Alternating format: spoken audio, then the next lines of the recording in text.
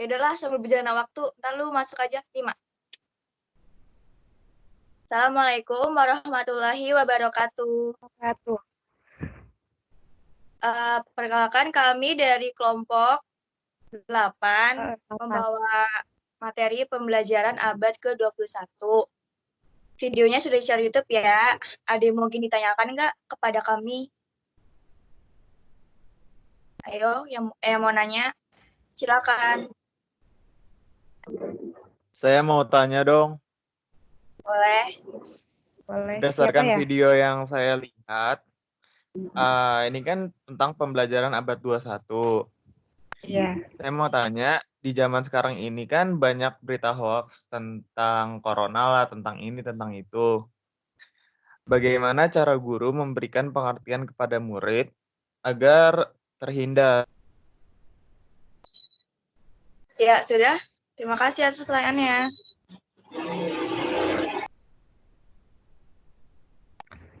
Ini langsung dijawab apa nunggu pertanyaan selanjutnya? Langsung aja. Ya, silakan dijawab. Itu materi. Itu Bapak Oyon? Ya. Ya udah.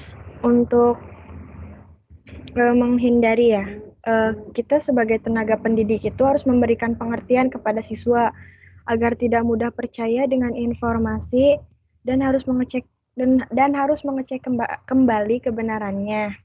Terus memberikan edukasi literasi digital juga agar mereka paham kalau misalkan teknologi yang sekarang itu tidak hanya dampak positifnya yang diterima, tapi juga ada dampak negatifnya. Terus jangan untuk memberitahukan agar tidak mudah menyebar berita yang didapatkan. Yang selanjutnya kita perlu menjelaskan tentang Undang-Undang ITE agar mereka ada rasa ada rasa takut gitu untuk menyebar sesuatu dengan sembarangan. Yang selanjutnya biasakan membaca informasi sampai selesai. Kan biasanya ada nih yang baru baca judulnya aja terus langsung sebar-sebar gitu aja. Itu nggak boleh. Terus cermati juga alamat situs yang menyebar beritanya itu terpercaya atau tidak. Selanjutnya periksa faktanya, misalkan dengan mengecek keaslian fotonya, video atau apa gitu. Jadi seperti itu. Bisa dipahami? Terima kasih, jawabannya bisa dipahami. Ya. Terima kasih Ali, semoga membantu. Terima kasih sudah bertanya. Terima kasih kelompok 8. Ayo selanjutnya ada yang mau tanyakan lagi? Perihal pembelajaran abad ke-21. Aku mau nanya dong. Ya, silakan Adel. Ya, aku mau nanya ke Olip nih. Kenapa pendekatan di abad ke-21 itu berubah dari teacher learning ke student learning sih? Kasih. Iya, makasih juga atas pertanyaannya. Langsung aja saya jawab ya. Jadi, di pembelajaran abad 21 ini kan teknologi sudah semakin berkembang, semakin canggih ya. Jadi kita nggak bisa pakai sistem yang dulu di mana si guru ini jadi pusat untuk mendapatkan informasi. Nah, zaman sekarang itu bukan dari guru saja, jadi banyak kan kita buku-buku dari guru-guru lain, modul dari internet gitu-gitu yang bisa kita download. Di Google juga banyak jurnal, terus dari YouTube juga ada media dan video pembelajarannya. Jadi guru ini bukan lagi sebagai sumber pembelajaran utama. Jadi kita bisa mencari yang lain di abad ke-21 ini. Untuk itu kenapa di abad ke-21 ini kita berfokus pada siswa, biar siswanya ini yang mencari segala informasi selain dari guru saja gitu. Jadi si siswa ini dapat mengeksplor dirinya. Nah, itu pembelajaran 21 itu akhirnya memakai konsep itu karena ngikutin perkembangan juga itu. Udah dipahami Adel? Iya, makasih. Sama-sama. Terima kasih atas pertanyaannya. Sudah membantu. Ada lagi yang lain?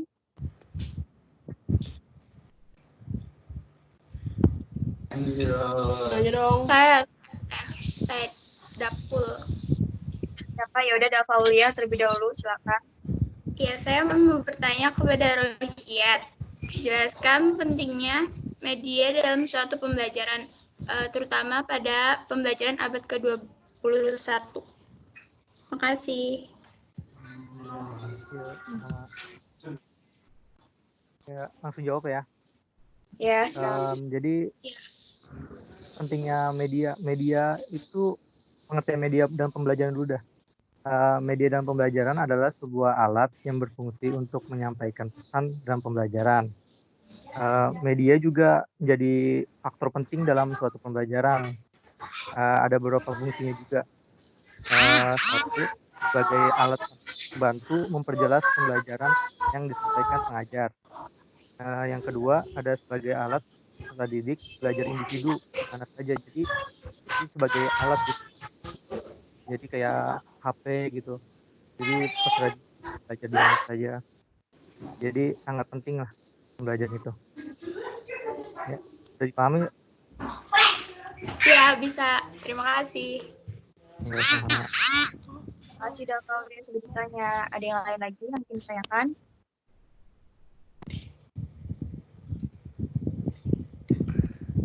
Mau nanya dong. Ya, silakan Windy.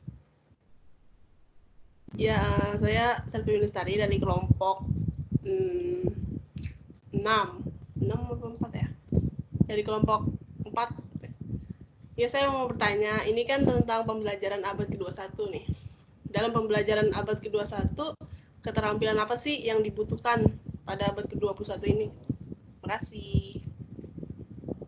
Ya, saya akan menjawab pertanyaan dari Windy langsung ya. Jadi di pembelajaran abad ke-21 itu, di sini ada century skill, scientific approach, sama authentic assessment. Nah, terus di pembelajaran abad ke-21 juga memiliki 4 karakter yang kita tahu dengan fase kan, yaitu communication, collaboration, critical thinking, and problem solving, dan creativity and innovation. Nah, kalau misalkan dari situ, kita bisa ambil kesimpulan bahwa keterampilan yang benar-benar dibutuhkan dalam pembelajaran abad ke-21 adalah setiap orang harus memiliki keterampilan berpikir kritis. Selanjutnya ada pengetahuan dan kemampuan literasi digital.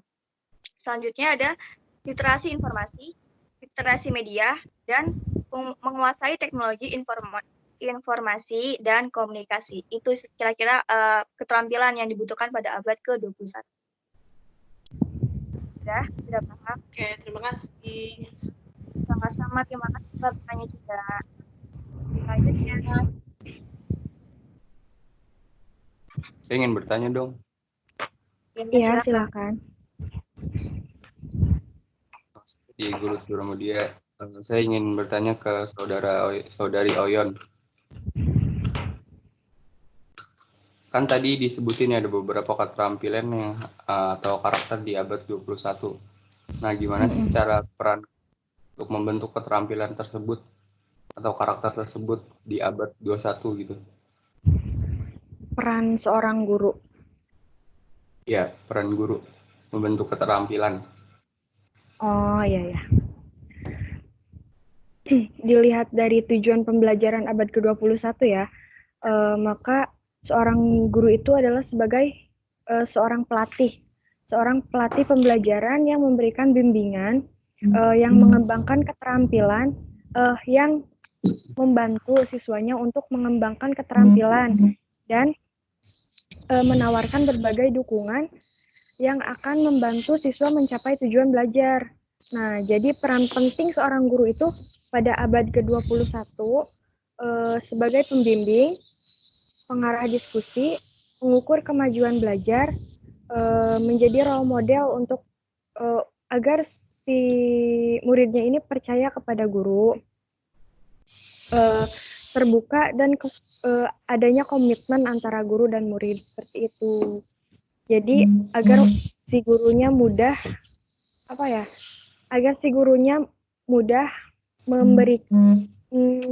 melihat keterampilan si murid jika emang muridnya udah percaya kepada guru gitu.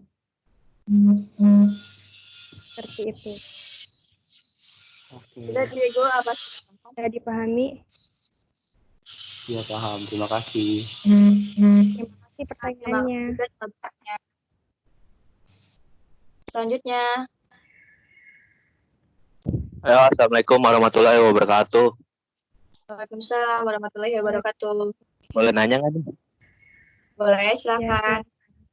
Ya, kan kita sebagai pengajar ya. Tar dulu. Nama gue Muhammad Rangga Mahendra dari kelompok sebelah.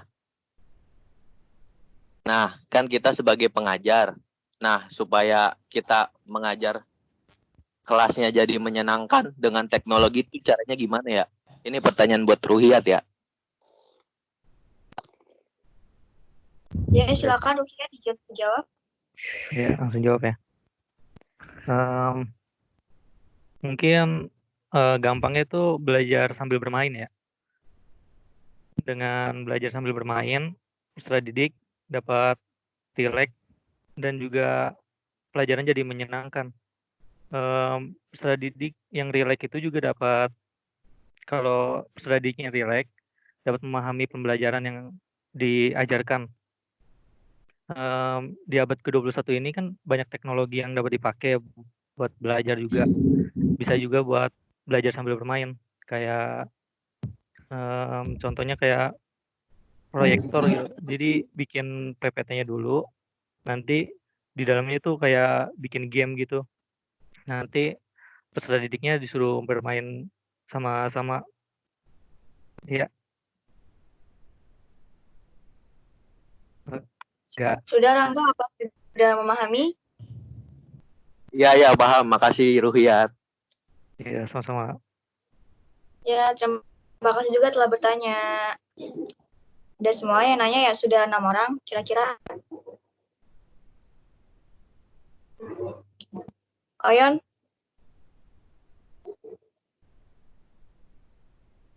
Sepertinya sampai di sini tentang sesi tanya jawabnya dari kelompok 8 ini dengan materi pembelajaran abad ke-21.